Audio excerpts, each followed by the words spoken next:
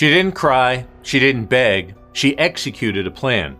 At sentencing, Alivea Goncalves walked into that courtroom with one goal: to make sure Bryan Kohberger never forgot her sister. And she did it by using his own past against him. But if you don't know the backstory of her statement, you're missing the full impact of what she really said.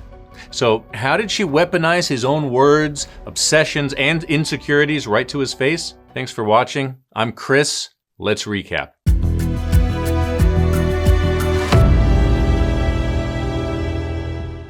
On July 23rd, Bryan Kohberger was officially sentenced. 4 life terms for the brutal November 2022 murders of Kaylee Goncalves, Maddie Mogan, Xana Kernodle, and Ethan Chapin. And in that courtroom, as loved ones stood up one by one to speak, it was Kaylee's older sister, Alivea, who delivered a moment no one will forget. She locked eyes with the man who killed her sister and gave him a message that was calculated, personal, and unforgettable. This wasn't just a grieving sister speaking from the heart. This was a woman on a mission. She later told Good Morning America, "I knew my speech wasn't for Kaylee and Maddie. It was for him." Alivea didn't read from a paper. She memorized every word so she could stare Kohberger down the entire time. "I had one shot at it," she said, "and I was going to make the most of it." And she did, by doing exactly what he once did to her sister.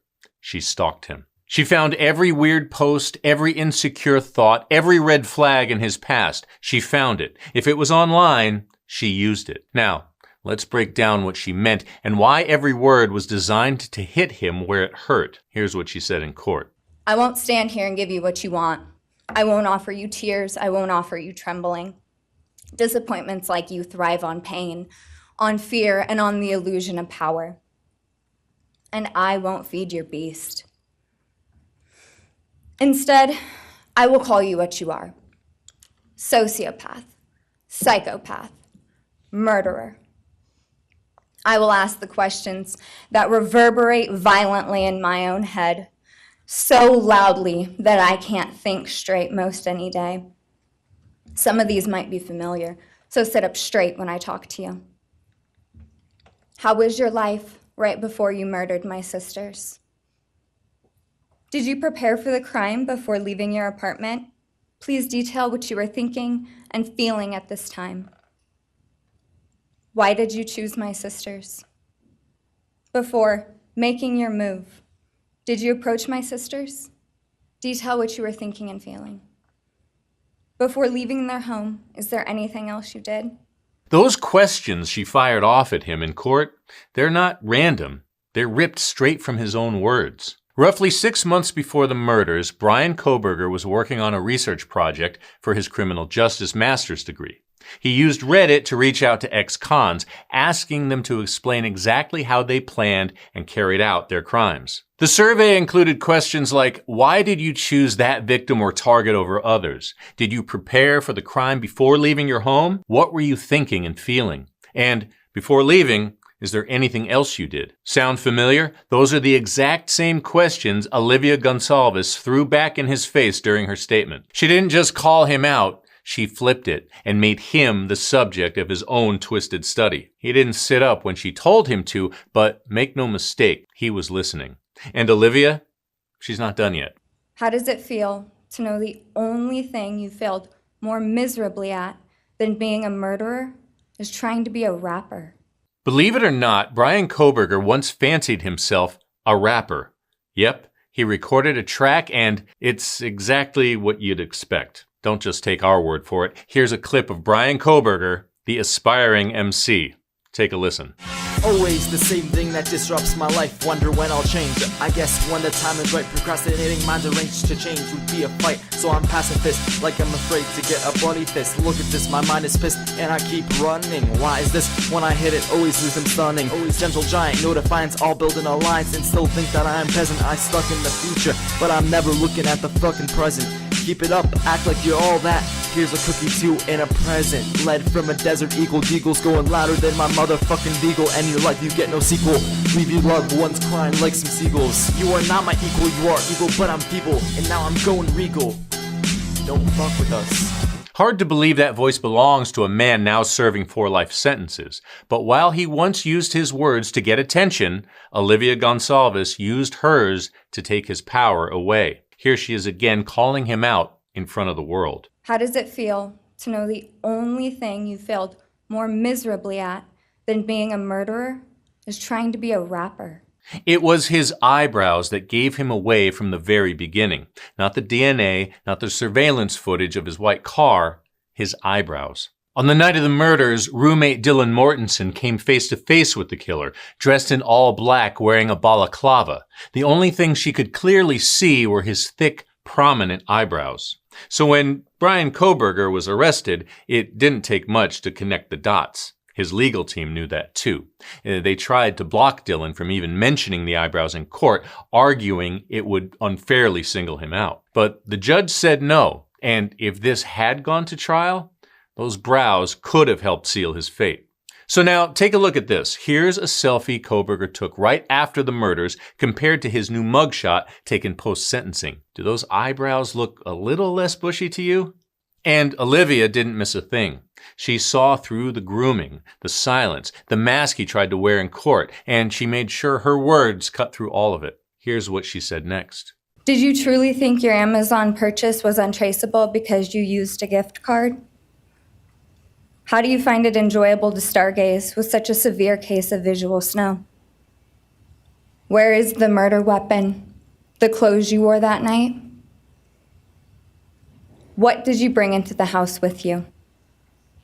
What was the second weapon you used on Kaylee? All right, let's break that down. Long before the murders, while still living at his parents' house in Pennsylvania, Bryan Kohberger bought a K-bar military-style knife, a strap sheath, and a sharpener. All of it on Amazon.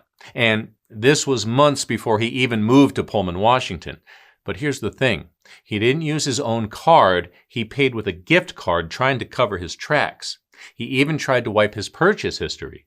So he knew what he was doing. And if people from his past are right, he's been obsessed with this kind of knife since he was a teenager. Back in Pennsylvania, he used to hang out with a couple of guys whose dad was ex-Special Forces. And around that same time, in 2013, there were bizarre break-ins at that family's house. Whoever it was, and yes, many now believe it was Bryan, would sneak in when no one was home and steal strange things. Military-style knives, camo gear, prescription meds, jewelry, even a stash of collectible coins. Then, fast forward to after the murders. A woman who matched with Bryan on Tinder came forward with a chilling story. She said they were chatting about horror movies when he suddenly asked, "What do you think is the worst way to die?" She said, "By knife." His reply, "Like a K-bar?" "Yeah, that knife." It's no wonder Alivea locked in on that detail when she stepped up to the mic.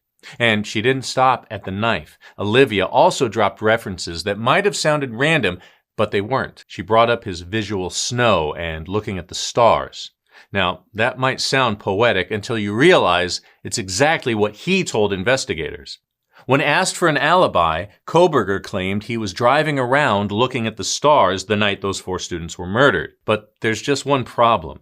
It was cloudy that night. You couldn't see the stars at all. And there's an even bigger problem with that excuse. Bryan Kohberger suffers from visual snow, or at least he did at one point. Take a look at this post he made back in April 2011. He wrote about trying to cure himself of visual snow, a rare neurological condition where your entire field of vision looks like static, like a TV with no signal. It's constant.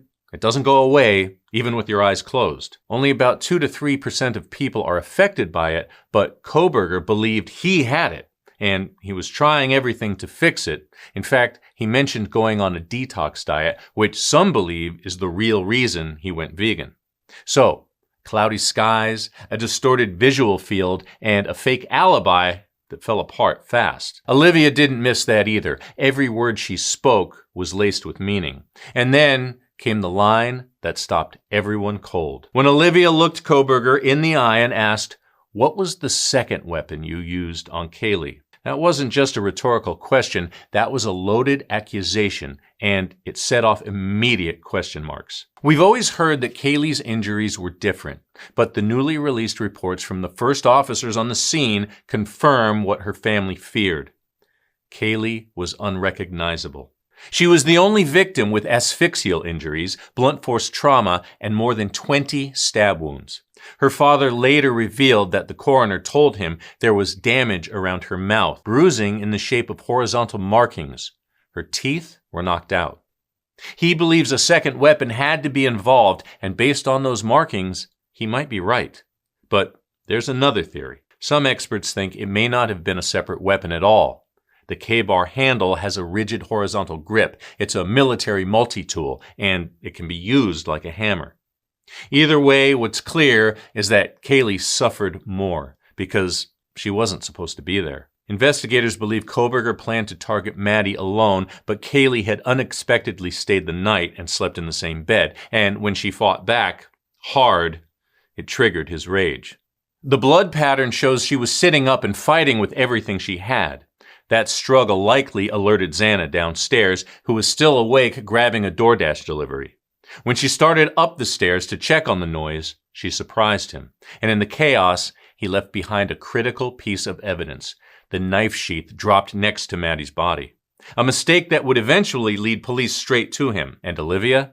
She made sure he heard every word of that truth right to his face. But she wasn't done yet. What's it like, needing this much attention just to feel real? You're terrified of being ordinary, aren't you? Do you feel anything at all? Or are you exactly what you always feared? Nothing. If you're wondering why Alivea zeroed in on his mental state, it's because he's been writing about it for years. Back in May 2011, teenage Bryan Kohberger posted on a message board called Tappa Talk. What he wrote reads like a blueprint of a mind unraveling. I always feel as if I'm not there, he wrote, completely depersonalized. Then came the list. He described feeling confused, depressed, suicidal. He admitted to having crazy thoughts, delusions of grandeur, poor social skills, and no emotion. But the most disturbing part? The way he described how that lack of feeling affected his behavior. When I get home, I am mean to my family. This started when visual snow did. I felt no emotion. I can say and do whatever I want with little remorse. Everyone hates me. Pretty much, I am an a-hole. A decade before the murders, he was already documenting a disconnect from reality. And Alivea? She dug it up, brought it to court, and turned it back on him piece by piece. She stripped away the mask. You found yourself thinking you were better than everyone else, and you thought you could figure out the human psyche and see through it, all while tweaked out on heroin. And when Alivea said he thinks he's better than everyone else, but was tweaking on heroin while trying to figure out the human psyche, she wasn't exaggerating. She was calling out his double life. Bryan graduated high school in 2013 with a heroin addiction. But by 2018, things looked different. He was on the upswing, studying psychology at DeSales University. He told a friend he'd been clean for 2 years and claimed he only used drugs when he was in a deep suicidal state, according to the New York Times. That same year, he said he wanted to catch violent criminals for a living, but figured that kind of job might be tough to land. So instead, he considered counseling high-profile offenders. He earned his psychology degree in 2020, then stayed on for a master's in criminal justice, graduating in 2022. And here's where it gets even more chilling. While at DeSales, he studied under Dr. Catherine Ramsland, one of the world's leading experts on serial killers. She later said he was always polite, respectful, and deeply engaged in the material. He came off like someone who wanted to teach or research, not kill. But after his guilty plea, she admitted, he fooled me, and now I want to study him. Because sometimes the student becomes the subject, and Alivea Goncalves made sure the world saw every layer he tried to hide. Then she hit him with this. Lurking in the shadows made you feel powerful because no one ever paid you any attention in the light. You thought you were exceptional, all because of a grade on a paper. You thought you were elite because your online IQ test from 2010 told you so.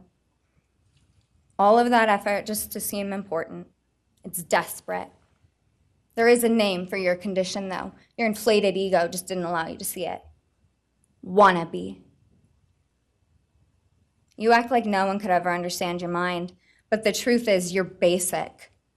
You're a textbook case of insecurity disguised as control.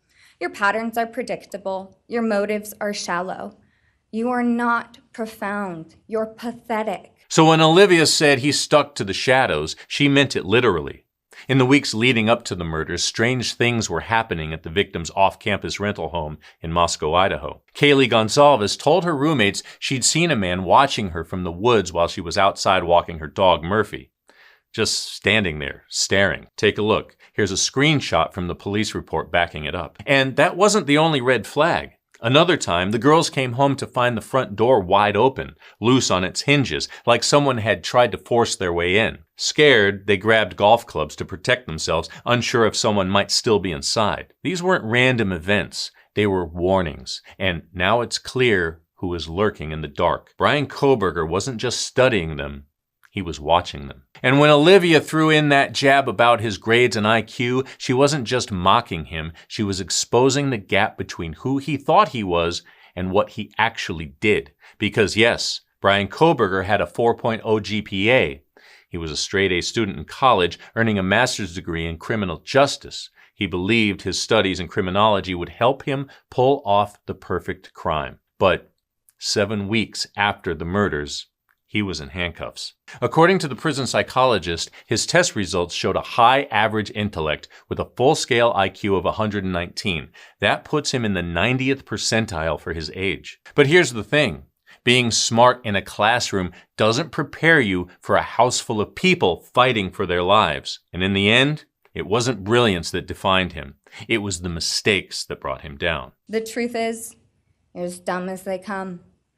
Stupid, clumsy, slow, sloppy, weak, dirty. And then there was that word, dirty. Alivea didn't just mean morally, she meant it in a way that cut deep. Because Bryan Kohberger has a reputation behind bars. He's obsessed with getting clean. Fellow inmates say he scrubs his hands dozens of times a day and can spend 45 minutes to an hour in the shower. It's compulsive, it's constant, and it's not new. He's been battling obsessive thoughts about contamination and filth for years. So when Alivea called him dirty in open court, she knew exactly what she was doing and exactly how it would land. And then she ended it with the kind of line that hits you in the gut. A final truth delivered straight to his face. These are the words she left him with as the courtroom erupted in applause.